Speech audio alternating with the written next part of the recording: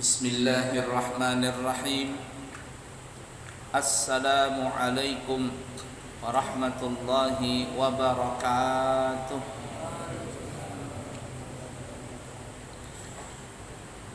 Alhamdulillahi rabbil alamin. Allahumma fassalli wa sallim ala sayyidina wa nabiyyina wa maulana Muhammadin wa ala alihi wa ashabihi wa azwajihi wa dhurriyyatihi wa man tabi'ahum bi ihsanin ila yaumiddin, amma ba'du. Mari kita melanjutkan pelajaran kita kembali di dalam kitab Riyadhus Shalihin yang dikarang oleh Al-Imam Abu Zakaria Yahya bin Sharaf An-Nawawi Asy-Syafi'i Al-Asy'ari radhiyallahu ta'ala anhu rahimahullahu ta'ala wa nafa'na bihi wa bi'ulumihi fid din wad dunya wal akhirah, amin. Setelah kita membahas tentang bab tafakkur, maka kita akan masuk bab yang berikutnya tentang bersegera berbuat baik dan menganjurkan kebajikan serta bersungguh-sungguh di dalam mengerjakannya tanpa ragu-ragu. Ujurkah itu? Kayak ya, bersegera berbuat baik. Berlomba-lomba dalam berbuat baik. Ikuti semuanya. Bismillahirrahmanirrahim.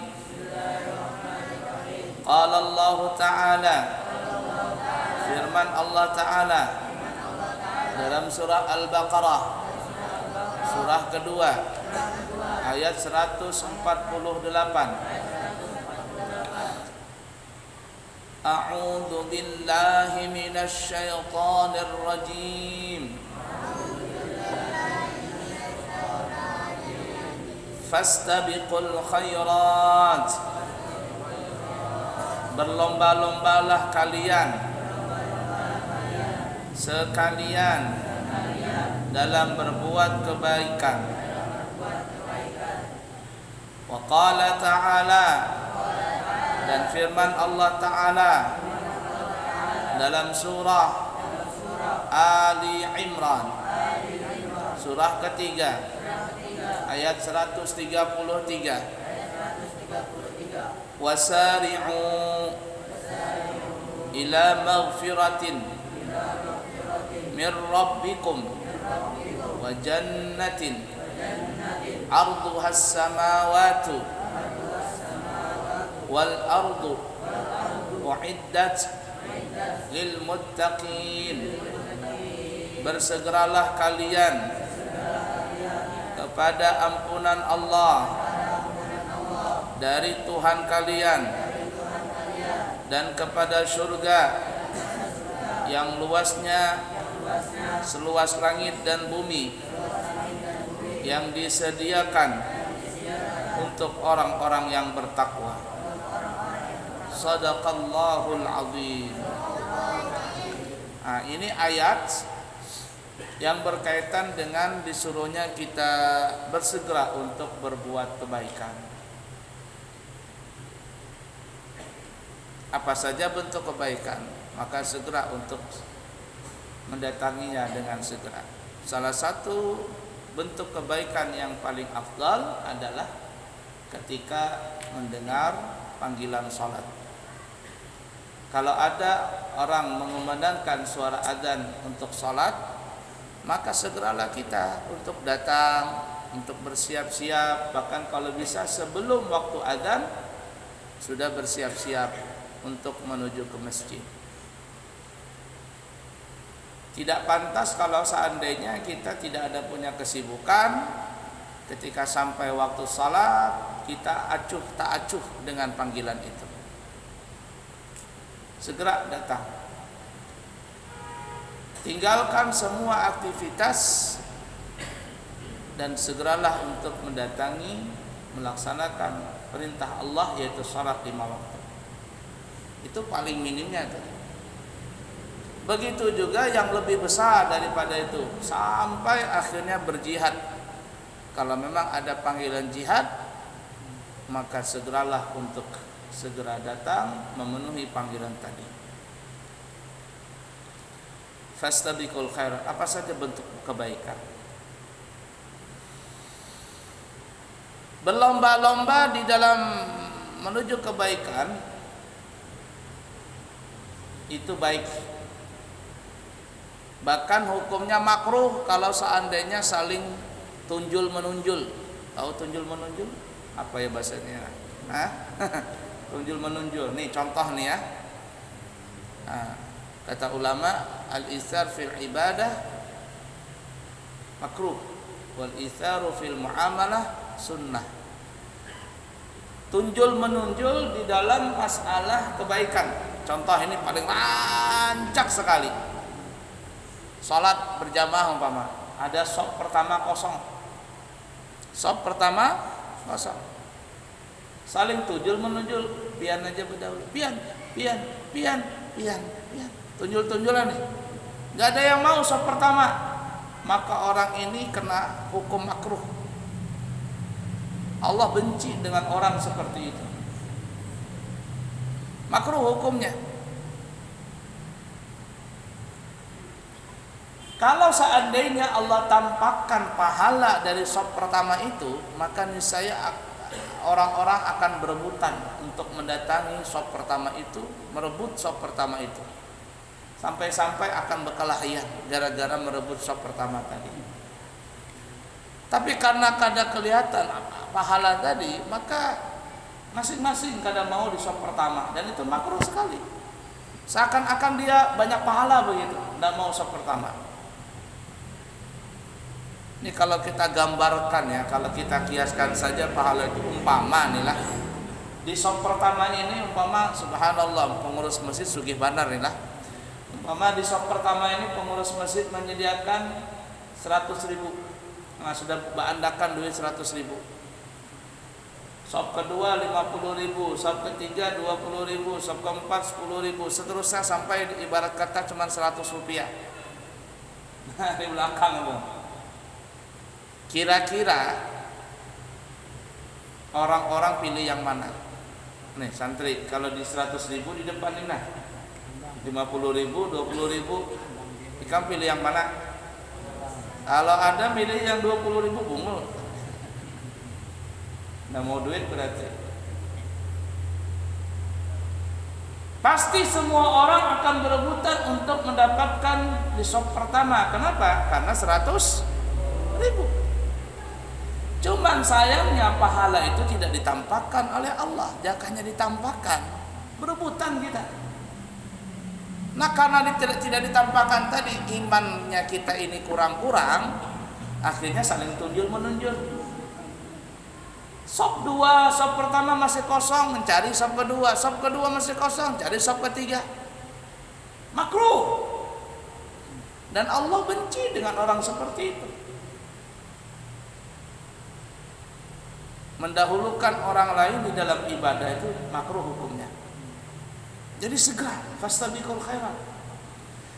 Tapi sebaliknya wal itsaru fil muamalah sunnah. Tapi kalau mendahulukan orang lain, mempersilakan orang lain, menunjulkan orang lain di dalam bermuamalah itu hukumnya sunnah. Contoh nih lah. Mbah Isya nanti ini nih, selamatan umpama. Adakah selamatan di sini? Ada kalau. Umpama habis sisa berselamatan, subhanallah, yang tuan rumah ini makanannya luar biasa, makan prasmanan lagi, ada kambing lah, maksudnya daging kambing lah, sate pula, gulai, ya daging sapi lah, ayam, macam-macam makanan di situ. Coba lihat aja, kalau ada orang berselamatan tuh, ayo pak masuk ke dalam pak, masih kosong, masing-masing kadang mau masuk ke dalam. Padahal nggak ada juga orang menyuruh dia baca doa, cuma kan aku nih masuk ke dalam, pindah malu-malu nih ke dalamnya, di ujung-ujung dudukan atau di luar teras dudukan. Tapi la ilaha illallah, ketika makan dipersilakan kepada para jamaah bapak-bapak yang hadir untuk mencicipi jamuan yang sudah disediakan. Turun tiba langsung berdahulu, makan berdahulu. Ada nggak manusia seperti itu? Abuya kalau melihat santri itu paling huyak sudah. Rasa hendak dibuang ke sungai sekalian manusianya. Kalau saum belakang-belakangan, tapi kalau makan paling berdahulu. Itu hukumnya makruh kalau berdahuluan. Nah, masalah bermuamalah. Sunahnya kita melihat ada nang tuha, pian dulu, pian. Ayo ambil berdahulu pian. Melihat ada orang alim, walaupun dia lebih muda daripada kita, karena ilmunya kita muliakan, pian berdahulu, pian. Itu sunnah. Ngantri sunnah mendahulukan orang lain. Kita melihat ada orang lain umpama di mobil umpama di Jakarta, kalau sini kan nggak ada. Jakarta pas naik di mobil bis atau apa gitu, tiba-tiba ada perempuan hamil, kita melihat, kita lagi duduk, silakan, pian bu, silakan duduk bu. Kita berdiri atau ada orang cacat, silakan. Apa saja bentuk bermuamalah kita dianjurkan untuk mendahulukan orang lain. Tapi dalam masalah ibadah maka jangan. Alias kita disuruh berebutan mencari ibadah tadi ya. Sop pertama lah, ya hadir di majelis taklim paling depan lah. Aku tawadhu saja. Tawadhu itu bukan di perilaku, tawadhu itu di hati. Orang banyak salah kaprah itulah.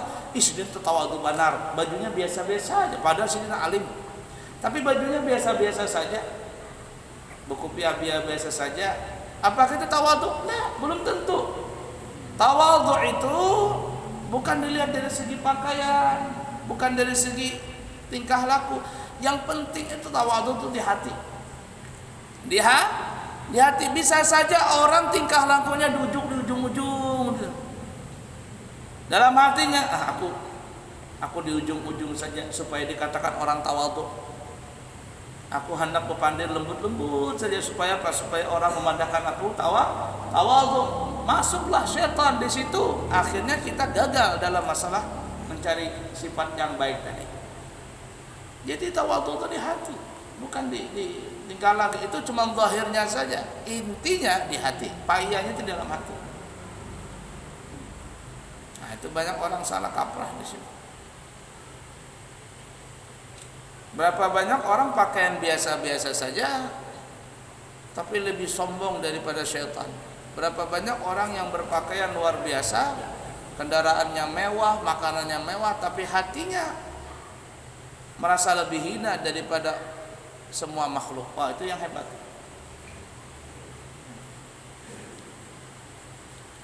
Nantilah berebut berbuat kebaikan. Hadis yang pertama kita baca ya. Hadis yang pertama, an Abi Hurairah radhiyallahu taala anhu anna Rasulullah sallallahu alaihi wasallam qala badiru bil a'malis salihati fasatakunu fitanun ka qita'il laili al-muzlimi yusbihur rajulu mu'minan wa yumsi kafiran wa yumsi mu'minan wa yusbihu kafiran yabi'u dinahu bi'aradin minad dunya. Rawahu Muslim. Dari Abu Hurairah radhiyallahu taala anhu, beliau berkata, sungguhnya Rasulullah sallallahu alaihi wasallam bersabda, bersegeralah kalian sekalian untuk melakukan amal-amal yang saleh, amal-amal baik maksudnya, karena akan terjadi suatu bencana yang menyerupai malam yang gelap gulita, di mana ada seseorang pada waktu pagi ia beriman, tetapi pada waktu sore ia menjadi kafir. pada waktu sore ia beriman, tetapi pada waktu pagi ia kafir. Ia rela menukar agamanya dengan sedikit keuntungan dunia. Hadis riwayat Muslim. Nabi menyuruh kita bersegera untuk berbuat baik. Apa saja, jangan berlambat-lambat berbuat baik. Karena nanti akan ada saatnya fitnah itu akan datang seperti potongan malam yang gelap gulita. Di satu saat nanti ada fitnah seperti itu. Ada orang di waktu pagi beriman, tapi waktu sore sudah menjadi murtad. Ada orang yang di waktu sore dia beriman, tapi di waktu pagi dia sudah jadi murtad. Maksudnya apa? Karena fitnah pada saat itu sangat berat sekali, sehingga ada orang yang berbuat baik itu dikatakan macam-macam, dikatakan inilah, dikatakan itulah. Nanti mungkin ada di sini atau tidak itu, ya. Di akhir zaman orang itu, di akhir zaman agama itu seperti orang yang seperti bara api yang dipegang orang di telapak tangan. Dipegang terbakar, dilepas jatuh bara api. Maksudnya apa? Nanti ada di zaman itu, entah apakah sudah sampai atau tidak, mungkin sampai sudah waktunya ini. Ada orang yang kepingin melaksanakan syariat agama Islam. Ada orang yang teguh dengan sunnah Nabi. Pada saat itu dikata-katain yang macam-macam. Difitnah lah, dikatakan inilah, dikatakan itulah. Tapi ketika ada orang berbuat yang tidak baik, biasa-biasa saja. Rasa-rasanya zaman itu sudah sampai kita.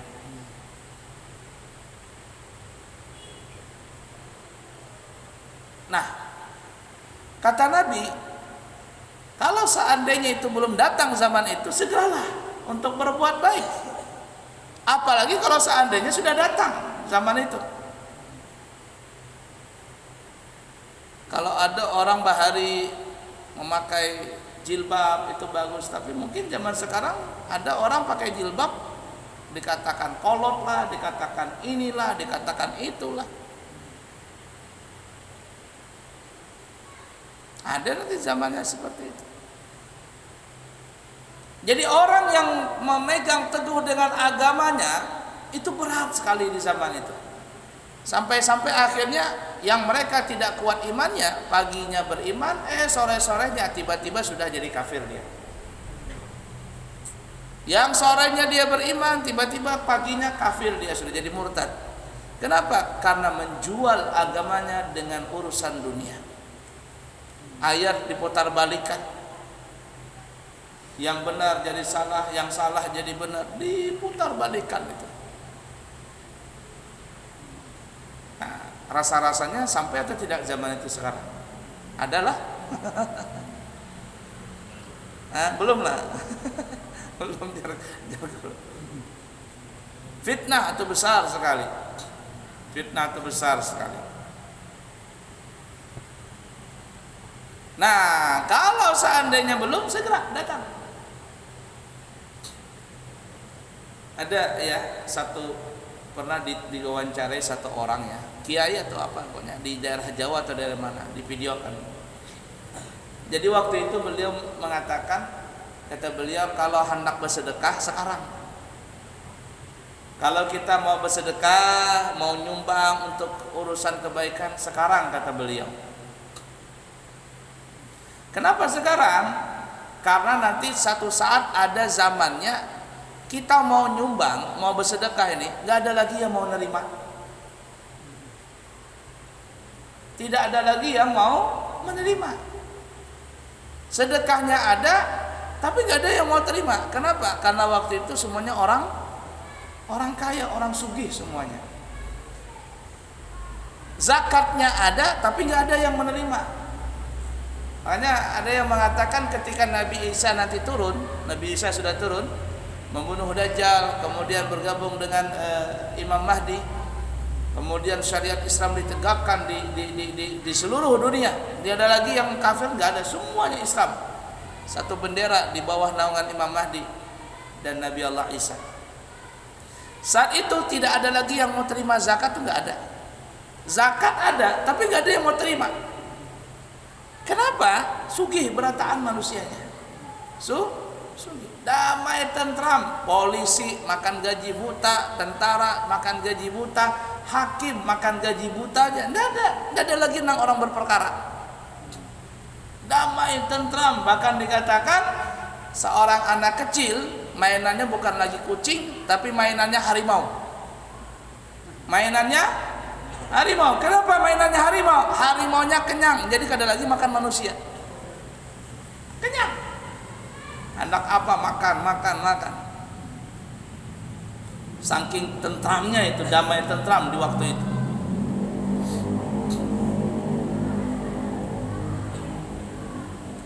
La ilaha illallah. Nah, kata kiai itu kalau hendak bersedekah sekarang. Karena nanti kalau seandainya saat itu ada, duit kita nggak ada fungsinya lagi. Kenapa? Karena beratan orang sugih. Mungkin pada saat itu tenaga manusia tidak digunakan lagi, tenaganya tenaga robot semua. Bisa jadi. Sekarang aja sudah mulai mobil listrik. Mobil listrik sudah keluaran ini. Yang biasanya orang mengeluarkan duit seminggu itu bisa sampai 500, 700 atau sejuta. Ini mengeluarkan duit sebulan, seminggu paling-paling cuma 60.000 aja. Akhir zaman seperti itu bisa nanti. La ilaha illallah. Bahkan dikatakan di zaman itu ya, nanti mungkin di kitab Riyadhus Shalihin, tapi juz kedua terakhir itu diterangkan nanti tentang masalah akhir zaman itu. Tapi akhir zaman yang baik nih ya, 40 tahun bujur, 40 tahun setelah terbunuhnya Dajjal, terbunuhnya Ya'juj wal Ma'juj, Imam Mahdi dan Nabi Allah SAW memimpin dunia selama 40 tahun damai tentram. Orang Bahari Ulun masih ingat, masih halus tuh. Orang tua mengisahkan nanti jadinya ada nanti saatnya orang apa namanya ini memasak nasi itu cuma satu tangkai padi aja. Ya, satu tangkai padi ibarat kata masukkan dalam panci, tiba-tiba hibak nasinya. Saking berkahnya waktu itu tuh. Apakah begitu maksudnya? Maksudnya apakah secara zahir, apakah itu cuma secara makna? Tapi kayaknya secara maknanya, artinya di zaman itu saking berkahnya orang memasak nasi cuma setangkai padi. Nah, tiba-tiba buka nasinya, masak hibak nasinya. Saking berkahnya waktu itu. Nah, dikisahkan di waktu itu ada orang menukar tanah. Nukar tanah. Jadi ada si A umpama menukar tanah kepada si B. Si B ini kebanyakan diisi tanah. Jadi dijualnya aja sudah. Ya, harga nang ibarat kata cuman yang apa kata ya, cuman dihargai standar saja. Karena kebanyakan tanah daripada ya jual lah. Ditukar sama si B ini. Si B ini menukar tanah tadi, ketika itu digalilah tanah ini, ya manak dibangun apa atau diolah begitu, mencangkul-cangkul, tiba-tiba cangkul tadi melatih bunyi, ting, hah, bunyi apa ini? Pas dilihati emas seberat sebesar kepala sapi, kira-kira berapa kilo tuh? Kepala sapi berapa kilo biasanya? Berapa ya? 10. Berapa guru? Guru biasa dapat kepala sapi nih kalau hari raya haji. Emas segitu banyaknya, seberat itu. Jar si B, aku membeli tanah ini hanya tanahnya saja. Emasnya ini aku tidak menukar. Maka emasnya ini adalah miliknya si A pertama, si pemilik tanah pertama. Datanglah si B ini ke rumah si A. Dia bilang, A, ya, ada masalah nih. Oh, masalah apa? aku kan beli tanah denganmu, itu niat akadnya cuma beli tanah. Oh iya, sudah beres bayarannya? Sudah, tidak ada masalah, tidak ada masalah, lunas semuanya. Tapi masalah timbul, apa itu? Ketika aku mencangkul, mengelola tanah tadi, ada emas sebesar kepala sapi. Akadnya kan kita cuma jual beli tanah. Aku tidak berakad jual beli emas di situ. Berarti emas ini, kata si B, milik Ikam. Kata si A, wah, tidak begitu. Aku menjual tanah itu, tanahnya lawan isi-isinya. Emas itu ambillah punyamu. Kalau kita zaman sekarang menukar tanah begitu, dapat emas seperti itu, si pemilik tanah pertama menyesal dia. Aduh, kenapa aku menjual jarnya? Kenapa aku menjual, ruginya ajarnya. Tapi di akhir zaman itu ini emas punyamu, oh enggak, ini punyamu, ini punyamu, ini punyamu. Kalau zaman kita kan ini punyaku, ini punyaku. Di akhir zaman tidak seperti ini, punya Ikam, ini punya Ikam. Kenapa? Karena si A bilang, ngapain aku emas, aku bisi emas banyak benar sudah. Duit nang tanah itu pun belum tak apa-apa lagi. Gara-gara masalah itu hendak berkelahian ibarat kata. Datanglah ke hakim, ke polisi, berperkara dibuka pengadilan. Kata hakim pengadilan, alhamdulillah bertahun-tahun aku jadi hakim, cuman makan gaji buta aja. Nggak ada orang yang berperkara. Sekarang ada orang berperkara, alhamdulillah katanya. Si hakim ini buka perkara, apa masalahnya? Maka dibukalah perkara tadi. Si B bilang, ya hai hakim, saya beli tanah dari si A, sudah aku bayar cash semuanya sekian-sekian. Ternyata ketika aku cangkul kelola tanah tadi ada emasnya. Aku bilang ini tanah aku beli, cuman tanahnya saja, emasnya tidak aku beli. Emasnya akan kembalikan kepada si A. Ternyata si A tidak mau, karena dia bilang tanah itu aku jual sama isi-isinya. Nah kami datang ke sini, wahai hakim, emas ini punya siapa? Bingung hakim, mencari kamusnya itu tidak ada. Pasal berapa, undang-undang berapa, kadang ketemu. Karena kan di zaman kita ini kan masih berebutan, ini punyaku, ini punyaku, ini punyaku. Di akhir zaman ini punya Ikam, ini punya Ikam. Kata hakim, bingung kata hakim, tidak ada hukumnya ini, tidak ada pasalnya. Lalu gimana hakim, punya siapa ini? Kami hendak berikan ke orang lain juga tidak ada hakun. Banyak sudah diisi emas, duit macam-macam, makmur semuanya. Jadi hakim gini aja, wahai A, Ikam bisi anak kah? Bisi pak. Laki perempuan? Laki pak. Sudah menikah? Belum pak. Umurnya berapa? Sudah cukup untuk menikah. Oh iya sudah. B, ya pak, siap. Ikam bisi anak? Bisi pak. Lakian binian? Binian pak. Sudah gadis kah? Gadis pak. Sudah siap menikah? Siap pak. Sudah ada calon? Belum pak. Ada yang melamar? Belum pak. Gini aja sudah. Bagaimana anak Ikam berdua kita kawinkan aja. Maharnya emas ini. Cocok? Cocok. Selesai urusan. Bulik, aman, tentram. Subhanallah. Itu akhir zaman. Makanya kiai tadi itu berbeda, kalau hendak bersedekah sekarang, hendak berbuat baik sekarang. Karena di akhir zaman orang tidak lagi perlu harta kita. Nggak perlu lagi. Subhanallah. Mudah-mudahan Allah berikan hidayah kepada kita untuk selalu berbuat baik, mencari ridhanya, dan mudah-mudahan Allah ampuni segala dosa dan kesalahan kita. Amin ya rabbal alamin. Insyaallah kita sambung lagi ya. Fastabiqul khairat, berlomba-lombalah untuk berbuat kebaikan. Al-itsar fil ibadah makruh, al-itsar fil muamalah sunnah. Berebutan, mendahulukan orang lain di dalam beribadah itu makruh. Tapi mendahulukan orang lain di dalam bermuamalah hukumnya sunnah. Cukup sekian. Semoga ada manfaatnya. Subhanakallahumma wa bihamdika asyhadu an la ilaha illa anta astaghfiruka wa atubu ilaik. Wa akhiru kalam. Wassalamu alaikum warahmatullahi wabarakatuh. Alhamdulillahi Rabbil Alamin. Allahumma fasalli wa sallim ala Sayyidina Muhammad wa ala ali Sayyidina Muhammad. Allahumma inna nastaudiuka hadhil ma'lumat ma ta'allamna min ulumiddin fa'arji'ha ilayna kullama nahtad ilayha waj'alna minal amilin bima 'allamtana. Sallallahu ala Sayyidina wa maulana Muhammadin wa ala alihi wa sahbihi wa sallam. Walhamdulillahi Rabbil Alamin. Taqabbalallahu minkum.